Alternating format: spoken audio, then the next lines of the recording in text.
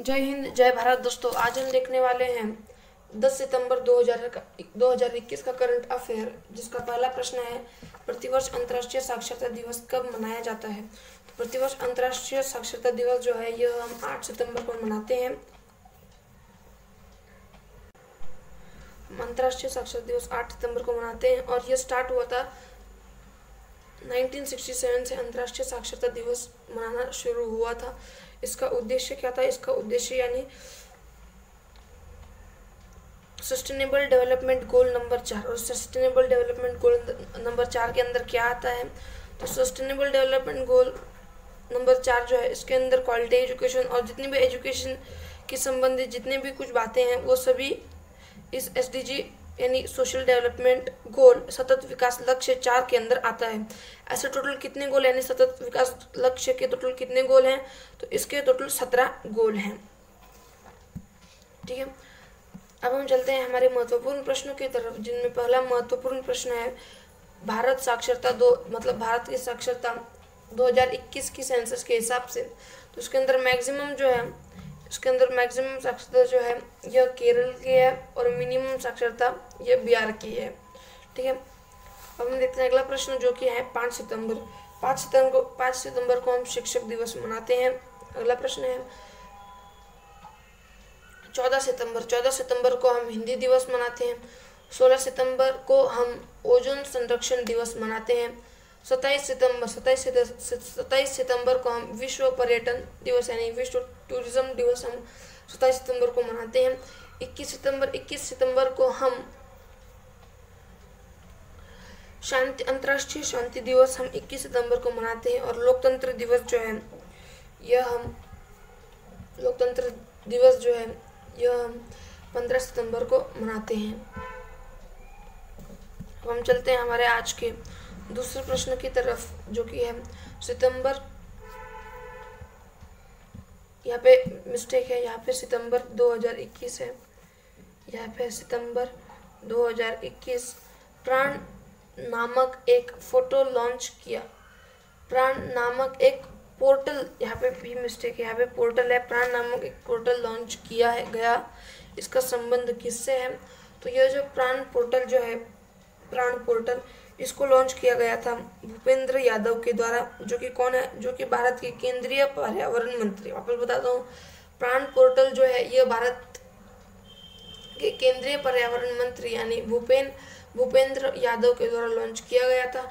इसका उद्देश्य क्या था? तो इसका उद्देश्य यह था कि इसका उद्देश्य जो है यह राष्ट्रीय स्वच्छ वायु कार्यक्रम जो है इस पर नजर रखने के लिए यह प्राण पोर्टल शुरू किया गया था।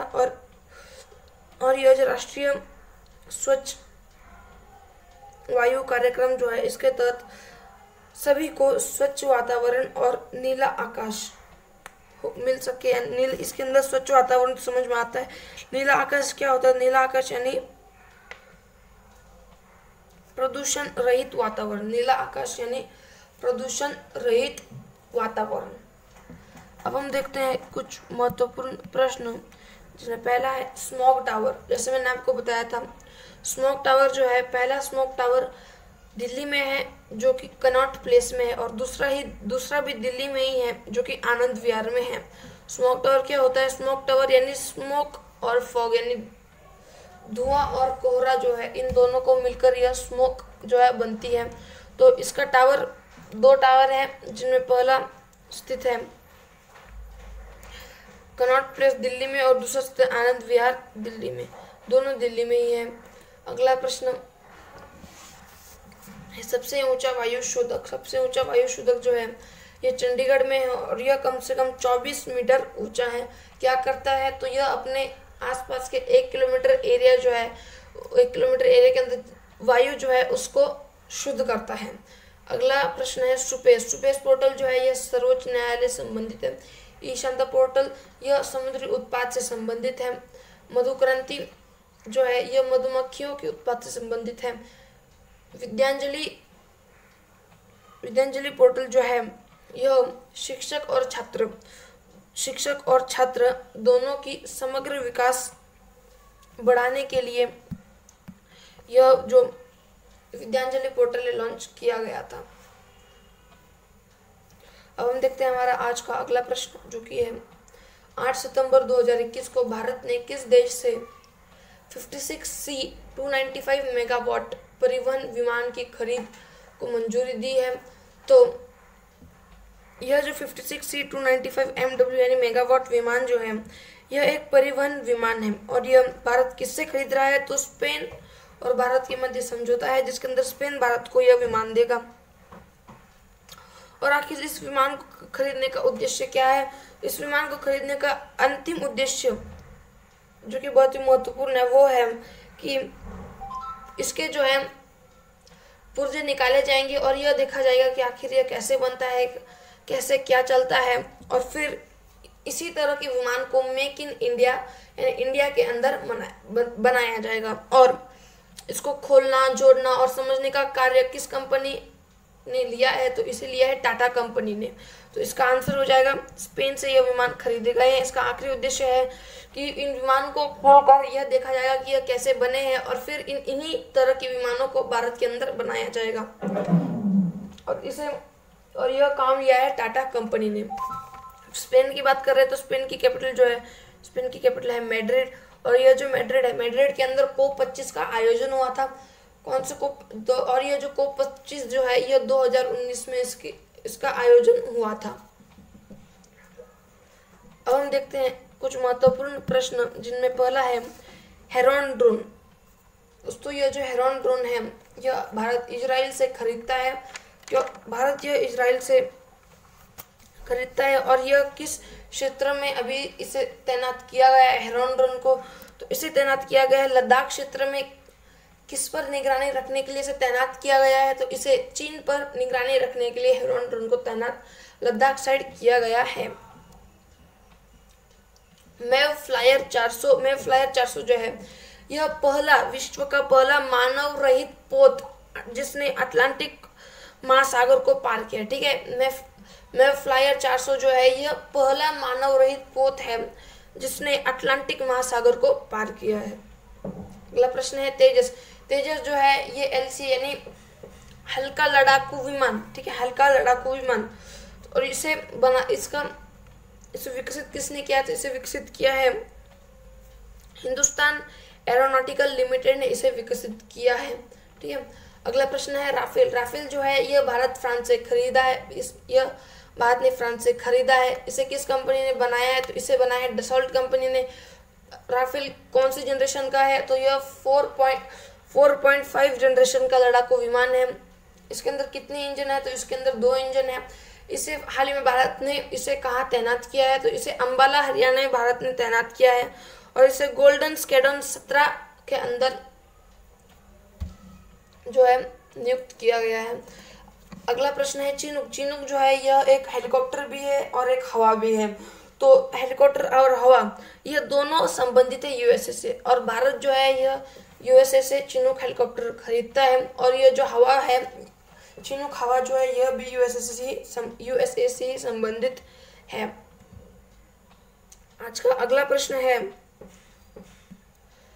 9 सितंबर 2021 को भारत माला परियोजना के तहत देश की पहली इमरजेंसी एयर स्ट्रिप का उद्घाटन कहाँ किया गया? तो यह इसका जो उद्घाटन है यह बाड़मेर में किया गया है। क्या है ये बाड़मेर में किसका उद्घाटन किया गया है? तो देश की पहली इमरजेंसी एयर स्ट्रिप का उद्घाटन किया गया है। अब प्रश्न के अनुसार पहली इमरजेंसी एयर स्ट्रिप का उद्घाटन किया गया है तो यह किस नेशनल हाईवे पर किया गया है? तो यह किया गया है नेशनल हाईवे 925 यानी NH 925 पर इसका जो है उद्घाटन किया गया है। किस परियोजना के तहत? तो यह भारत माला परियोजना के तहत इसका उद्घाटन किया गया है। किस विमान ने इस पर सफल लैंडिंग किया? तो इसे किया सुखोई विमान ने। और बाड़मेर जो है राजस्थान में स्थित है और बाड़मेर में कहाँ पर? तो अगर आपसे पूछा जाए बाड़मेर ने कहाँ पर हुआ है यह इसका उद्घाटन, तो इसका उद्घाटन बाड़मेर में गंदन भागासर में इसका उद्घाटन हुआ है। वापस बताता हूँ, गंदन बाघासर। हमारा आज का महत्वपूर्ण प्रश्न पहला है देश का नवीनतम टाइगर रिजर्व। दोस्तों ये जो देश का नवीनतम टाइगर रिजर्व है यह सॉरी यह जो है 52वां टाइगर रिजर्व है, जो कि रामगढ़ विराधारी टाइगर रिजर्व है, रामगढ़ विषधारी टाइगर रिजर्व है, विषधारी टाइगर रिजर्व। और कहाँ पे स्थित है, तो यह स्थित है बूंदी राजस्थान में। अगला प्रश्न है बायोफ्यूल पॉलिसी को लागू करने वाला पहला राज्य, तो बायोफ्यूल पॉलिसी को लागू करने वाला पहला राज्य भारत का है राजस्थान। और यह कौन सी किस साल की पॉलिसी है, तो यह पॉलिसी 2018 की। चिरंजीवी योजना, चिरंजीवी योजना जो है, चिरंजीवी योजना के तहत सभी को, राजस्थान में जितने भी सभी को स्वास्थ्य बीमा सुविधा उपलब्ध कराने के लिए यह चिरंजीवी योजना शुरू की है। और ये चिरंजीवी किस राज्य के द्वारा शुरू की गई, तो ये शुरू की गई है राजस्थान के द्वारा। हमारा आज का अगला प्रश्न है प्रोजेक्ट बोल। प्रोजेक्ट बोल जो है ये उदयपुर राजस्थान से शुरू हुआ है। किसके, यह बांस के उत्पादन से संबंधित है। किसान ऊर्जा मित्र योजना, तो यह जो किसान ऊर्जा मित्र योजना जो है यह राजस्थान संबंधित है। जैसे मैंने आपको बताया प्रोजेक्ट बोल जो है ये उदयपुर से शुरू हुआ है, उदयपुर राजस्थान में है, और इसका संबंध बांस के उत्पादन से इसका संबंध है। और किसान ऊर्जा मित्र योजना जो है यह राजस्थान से संबंधित है। अब हम देखते हैं हमारा आज का 5वां प्रश्न, जो कि है सितंबर 2021 में किसे पहले भारतीय मूल के ऑस्ट्रेलियाई नागरिक को ऑस्ट्रेलिया सुप्रीम कोर्ट का जज नियुक्त किया गया है।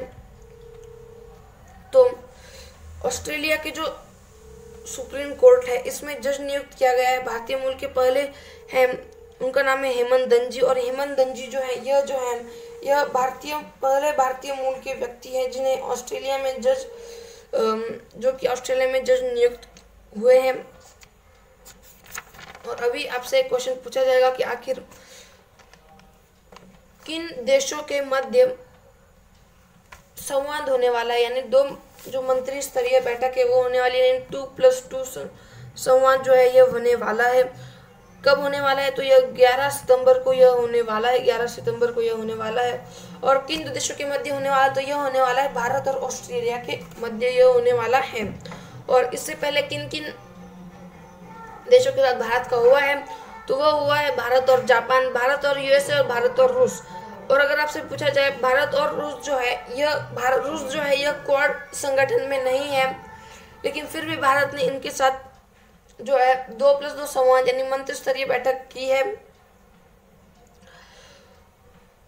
तो इसका उत्तर हो जाएगा 11 सितंबर को भारत और ऑस्ट्रेलिया के मध्य। इसके वैसे इस प्रश्न का उत्तर है हेमंत दंजी। अब हम देखते हैं हमारे आज का महत्वपूर्ण प्रश्न, जो कि है इंटरनेशनल कोर्ट का मुख्यालय। तो यह जो इंटरनेशनल कोर्ट है इसका मुख्यालय है द हेग, नीदरलैंड में। ठीक है, द हेग में है, जो कि नीदरलैंड में है। तेलंगाना हाईकोर्ट की पहली महिला मुख्य न्यायाधीश, तो यह जो तेलंगाना हाईकोर्ट है इसकी पहली महिला मुख्य न्यायाधीश है हिमा कोहली। भारत का नवीनतम हाईकोर्ट, तो दोस्तों ये जो भारत का नवीनतम हाईकोर्ट है यह 25वां हाईकोर्ट होने वाला है। भारत का नवीनतम 25वां हाईकोर्ट होने वाला है, जो कि अमरावती हाईकोर्ट है। अमरावती में है ये अमरावती हाईकोर्ट। अगला प्रश्न है सर्वोच्च न्यायालय में हाल ही में नियुक्त 3 महिला न्यायाधीश। तो यह बहुत ही महत्वपूर्ण प्रश्न है। पहली बार 3 महिला न्यायाधीश एक साथ नियुक्त किए हैं। तो उनमें पहली महिला मुख्य न्यायाधीश है हिमा कोहली। जैसे मैंने आपको बताया यह तेलंगाना हाईकोर्ट की पहली महिला मुख्य न्यायाधीश है हिमा कोहली। दूसरी है जस्टिस हिमा कोहली, दूसरी है जस्टिस बेला त्रिवेदी, तीसरी है नगरत्ना, जस्टिस नगरत्ना।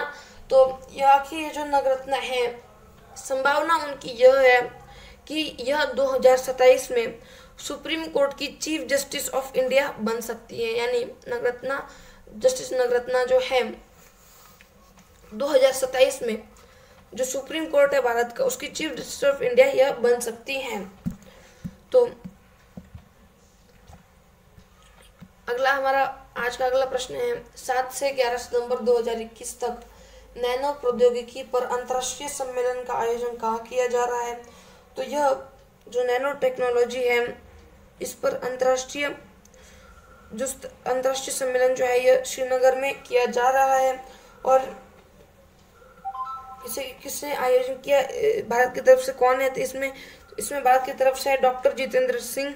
और डॉक्टर जितेंद्र सिंह जो है यह भारत के विज्ञान और तकनीक मंत्री हैं। आखिर नैनो जो नैनो का अर्थ होता है छोटा, और कितना छोटा है तो 10⁻⁹ मीटर, इतना छोटा नैनो टेक्नोलॉजी इससे संबंधित है। इसकी नैनो छोटा कितना होता है मैंने आपको बता दिया। नैनो यानी छोटा होता है, और इसका अंतर्राष्ट्रीय सम्मेलन जो है श्रीनगर में हो रहा है, किया जा रहा है, और श्रीनगर में किया जा रहा है। भारत की तरफ से डॉक्टर जितेंद्र सिंह है, और यह डॉक्टर जितेंद्र सिंह भारत के विज्ञान और तकनीक मंत्री हैं। अब हम देखते हैं कुछ महत्वपूर्ण प्रश्न, जिनमें पहला प्रश्न है दांचिंगम नेशनल पार्क। दांचिंगम नेशनल पार्क जो है यह जम्मू कश्मीर में स्थित है। दांचिंगम नेशनल पार्क ये जम्मू कश्मीर में स्थित है, और इस नेशनल पार्क में क्या मिलता है तो इस नेशनल पार्क में हंगुल जो है यह पक्षी मिलता है, और यह जो हंगुल पक्षी है यह राष्ट्रीय पशु है। कहाँ का राष्ट्रीय पशु है तो यह है जम्मू और कश्मीर का, यह राष्ट्रीय पशु है। और अगर आपसे पूछा जाए लद्दाख का राष्ट्रीय पशु कौन सा है तो लद्दाख का राष्ट्रीय पशु है स्नो लेपर्ड, यानी जिसे हम हिंदी में कहते हैं हिम तेंदुआ। ठीक है, लद्दाख का राष्ट्रीय पशु उसका नाम है स्नो लेपर्ड, हिम तेंदुआ। और जम्मू कश्मीर का राष्ट्रीय पशु, और जम्मू कश्मीर का जो राष्ट्रीय पशु है यह है हंगुल। और हंगुल जो है यह कहाँ मिलता है, हंगुल जो है सबसे पूछा हंगुल जो है यह कहाँ मिलता है तो यह मिलता है दांचिंगम नेशनल पार्क में। ठीक है, अब हम बढ़ते हैं अगले प्रश्न की तरफ, जो कि है मनोज सिन्हा। मनोज सिन्हा जो है ये जम्मू और कश्मीर के उपराज्यपाल हैं। अगला प्रश्न है राजतरंगिनी। राजतरंगिनी जो है यह जम्मू और कश्मीर जो है यह एक पुस्तक है राजतरंगिनी, जिसके अंदर जम्मू और कश्मीर का इतिहास लिखा हुआ है। इसे किसने लिखा है तो इसे लिखा है कलहन ने इसे लिखा है।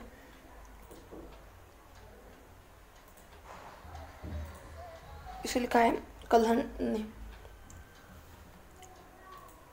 ठीक है, अगला प्रश्न है जस्टिस पंकज मित्तल। जस्टिस पंकज मित्तल जो है ये जम्मू कश्मीर और लद्दाख दोनों के हाई कोर्ट के जो है मुख्य न्यायाधीश हैं। अगला प्रश्न है खेलो इंडिया विंटर गेम्स। खेलो इंडिया विंटर गेम्स जो है ये जम्मू कश्मीर के गुलमर्ग में हुए थे, और इस पे इसमें पहले स्थान पर कौन है तो इनमें पहले स्थान पर जम्मू कश्मीर ही है। ठीक है, हम बढ़ते हैं अगले प्रश्न की तरफ, जो कि है हाल ही में कार्बन का अवशोषण करने वाली दुनिया के सबसे बड़े संयंत्र को शुरू कहाँ शुरू किया है। इसे किया आइसलैंड में। क्या है ये कार्बन अवशोषण दुनिया का सबसे बड़ा संयंत्र है?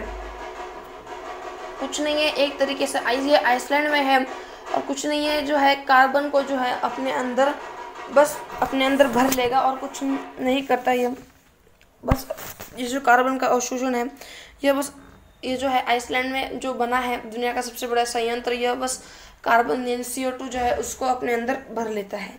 अब हम चलते हैं महत्वपूर्ण प्रश्नों की तरफ, जो कि है देश का पहला कार्बन वॉच ऐप। देश का पहला कार्बन वॉच ऐप जो है यह किसके द्वारा बनाया गया है तो यह चंडीगढ़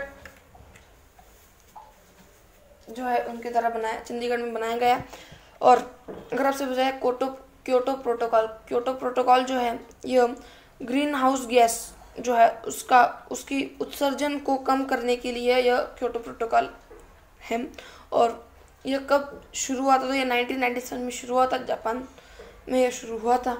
अगला प्रश्न है मॉन्ट्रियल प्रोटोकॉल जो है यह 16 सितंबर 1987 को शुरू हुआ था, और कहाँ से तो यह कनाडा से शुरू हुआ था।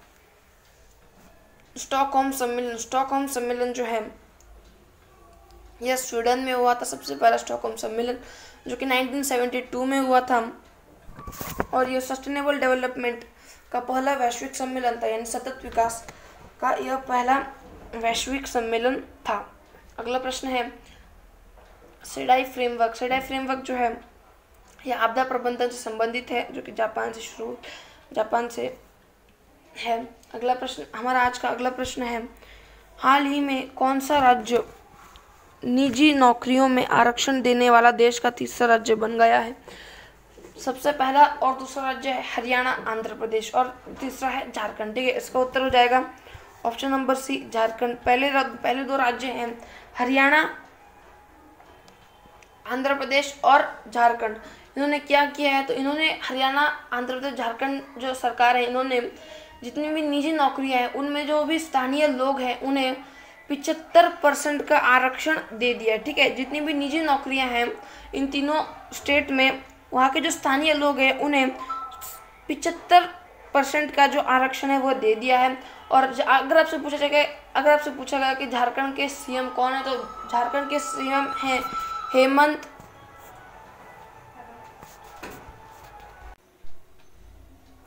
ठीक है दोस्तों, समझ आ गया होगा आपको कि हरियाणा, आंध्र प्रदेश, झारखंड जो है इन्होंने क्या किया है, और इसका उत्तर हो जाएगा सी ऑप्शन, झारखंड। अब हम चलते हैं कुछ महत्वपूर्ण प्रश्नों की तरफ, जिनमें पहला है भारत की पहली राजनीतिक पार्टी जिसने दानदाताओं की सूची जारी की है, तो यह है झारखंड मुक्ति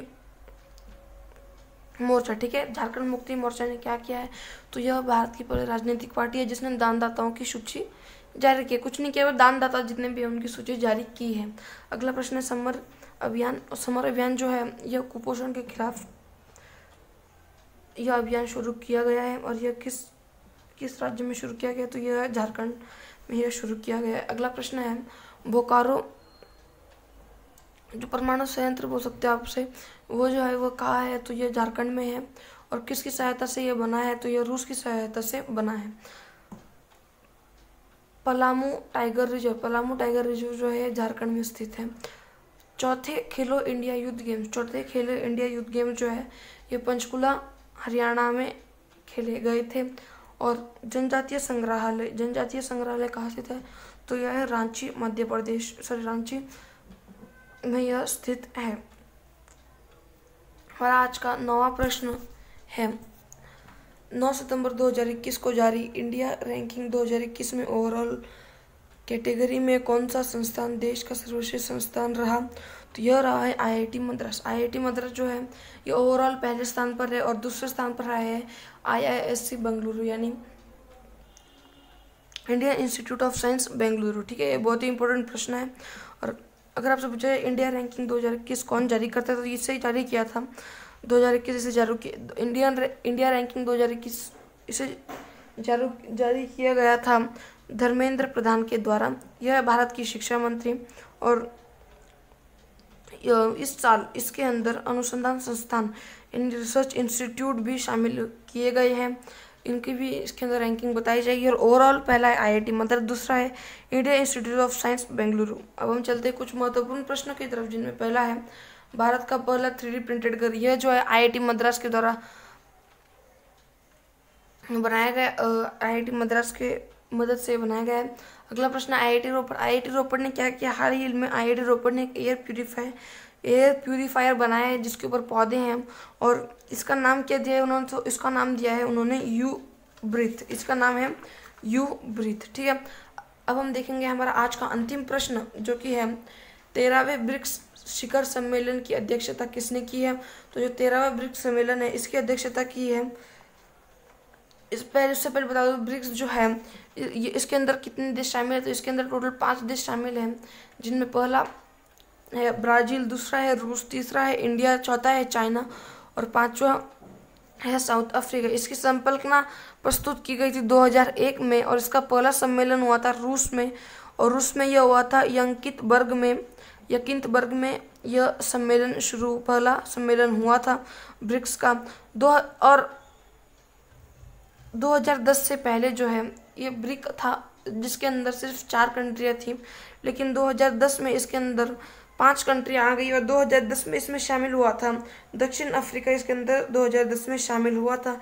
और प्रश्न के अनुसार अगर हम बात करें 13वीं जो इसकी शिखर सम्मेलन है इसकी अध्यक्षता भारत ने की थी, इसकी आयोजन भारत में हुआ था, और इसकी अध्यक्षता की थी भारत के प्रधानमंत्री नरेंद्र मोदी ने इसकी अध्यक्षता की थी। इसका उद्देश्य क्या था, इसके 4 उद्देश्य थे, लेकिन सबसे मेन उद्देश्य था इसका काउंटर टेररिज्म यानी आतंकवाद को खत्म करना, इसका सबसे मेन उद्देश्य था।